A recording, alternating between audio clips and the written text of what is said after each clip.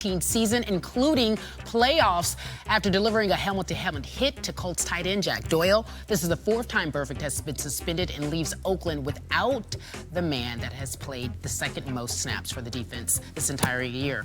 Let's talk to Stephen A. Smith earlier on SportsCenter. The NFL has had private conversations with them. They've given him warning after warning after warning. They've suspended him numerous times, and still you go into the game and you make that kind of egregious error. This is after being let go by the Cincinnati Bengals. This is after the Cincinnati Bengals tried to trade you and couldn't find somebody to take you away from them for a box of cookies. Although you were a free agent for just one day before the Oakland Raiders picked you up and signed you to a one-year deal, you knew what your reputation was. You knew why that reputation was warranted. And then you go into a game against Indianapolis yesterday and you literally launch your helmet into Doyle. And then you go off the field of play after being ejected and you're smiling and blowing kisses to the fans, knowing your history. Clearly, there's something that's wrong. Clearly, there's something that the NFL had to do. We don't enjoy saying that somebody deserves to potentially lose their career. But I think it's at that point right now that he's at that point where you look at Vontaze Burfict, and it's not about being suspended for the year. It's about the fact that this move right here could have ended his NFL career. Because if people barely wanted you a few months ago, why the hell are they going to want you now?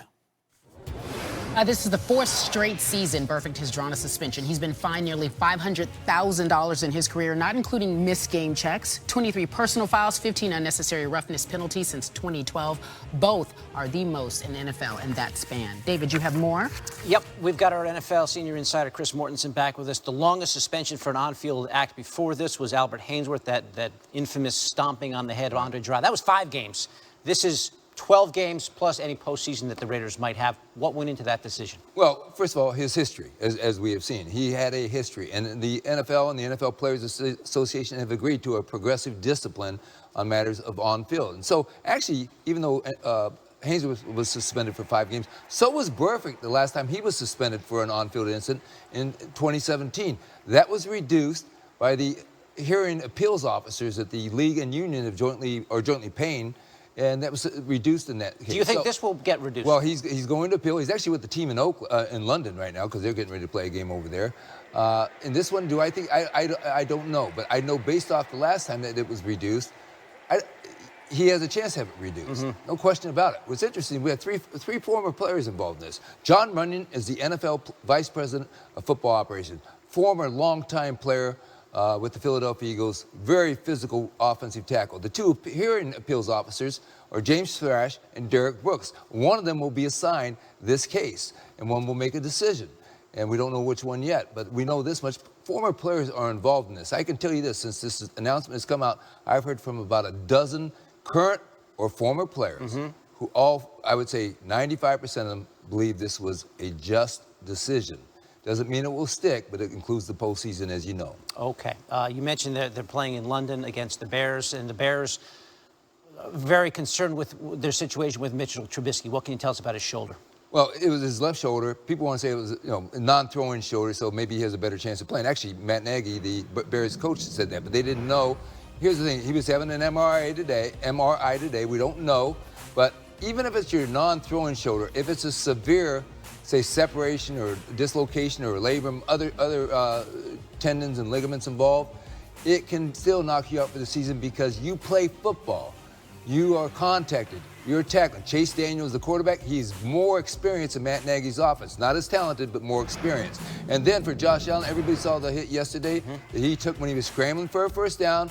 He basically, I'm not saying he invited this, but he subjected himself to that type of hit. It certainly will be fined, no question about that. But at the same time, he's in concussion protocol, and we'll see what his status is going forward for this week. And then the Cowboys, they're all Pro Bowl left tackle Tyron Smith suffered a high ankle sprain. That's the initial diagnosis, and he is a big man. And he's important for Dak Prescott and Ezekiel Elliott. Yep. I want to call him Emmitt Smith. Ezekiel Elliott, and I think this one is going to put him out for that usual 4 to 6 to 8 weeks. He's a big man. So for that injury, that's a tough injury. Okay, they got the Packers up next. Zadarius Smith and Preston Smith coming off the edge, and it doesn't look like Tyron Smith will be involved in that one, more giving us the latest on injuries and news around the NFL. Okay, David, I appreciate that. So Ryan's back with us. You have the bow tie. I have the highlight. Shall we get to it? Vikings, Bears. I like the bow tie, Ryan. Early in the first quarter, no score. First drive for the Bears. Trubisky in shotgun, rolls out left, gets past one defender, but doesn't look too good when it hits the next. Hunter hits the ball out of Trubisky's hand, recovered by Griffin. What do you see here when he falls awkwardly? Yeah, even with the fumble, that's not what you're concerned with. If you watch his left arm and you can see the way that it rotates over his head, that's a bad injury, and it's not his throwing arm, but you still have to be able to take the punishment of playing that position. He leaves, would not return. We talk about Khalil Mack in the third. Keep your eye on him. Who can't keep their eye on him? Kirk Cousins drops back. Mack forces the fumble. Bears recover the football. Is he not, in your opinion, the best defensive player? Unless you, of course, you might have a different opinion. I believe that Aaron Donald is the best, but Khalil Mack is the only other person right now that could even be in the conversation. He takes over football games. All right, Bears win 16-6. Even without Vic Fangio as the Bears defensive coordinator, they are still a nightmare on defense. They are only allowing 11 points per game, which only trails the Pats for the fewest points allowed in the NFL. And with the help of that guy we just talked about, Khalil Mack, the Bears have recorded 17 sacks this season, only trailing the Pats and Panthers by 1. We got Redskins, Giants, your former team, for a hot minute, but we're talking about Daniel Jones. Is he ready for the Hall of Fame yet, Ryan, or no? I don't think he's ready for the Hall of Fame, but he's most certainly prepared to be a starting quarterback for the New York Giants. He hits Gelman here, who gets into the end zone. Saquon Barkley's replacement looking good. Saquon might be a little concerned. Second quarter, Giants up 14-0. Jones underthrows Sterling, and, well, this is what happens. This is a great pick by Dunbar. It was actually his second on back-to-back drives. Case Keenum, Redskin quarterback, struggled early. He won't stay in for long, though, Ryan. Are you finally happy to see number 7? That would be Dwayne Haskins. Last week, I said that Jay Gruden made the right decision by not putting him in against the Bears, and I think some of this shows you why. Okay, well, he obviously went and did a spin here that I thought was nice. I think later in his career, he'll learn to slide, no? I would hope so. Listen, he's not a running quarterback. He's a guy who's a pocket passer, and you need to be healthy. Obviously, they didn't get it done. He was picked off. Giants win 24-3. Haskins was 9 for 17, 107 yards with 3 picks. Let's listen to the two quarterbacks talk about a recap. We're 4 games into the season, and you know, I've played 2 of them, so there's a lot to do. There's a lot to be done. So trying to think forward, trying to think, you know, the next step. So always fun to improve when you win. So we'll try to do that. I want to win. I'm going to win. Whatever it takes to win, we will do that. And I don't like losing. I never lost. Don't like losing. So we're going to change that, and we're going to win some games, and I'm going to be here for a while. So get used to seeing me smile up here. Okay, big talk there. Ryan still hanging out. Redskins 0-4 host the Pats this Sunday. I don't know if that's a win, but do you think Jay Gruden should put him out there against the #1 defense in football? You know, it's really hard once you go to a guy, especially a rookie, to back up off of it. But I don't believe that Jay Gruden should, unless he wants to go forward with Dwayne Haskins for the rest of the season.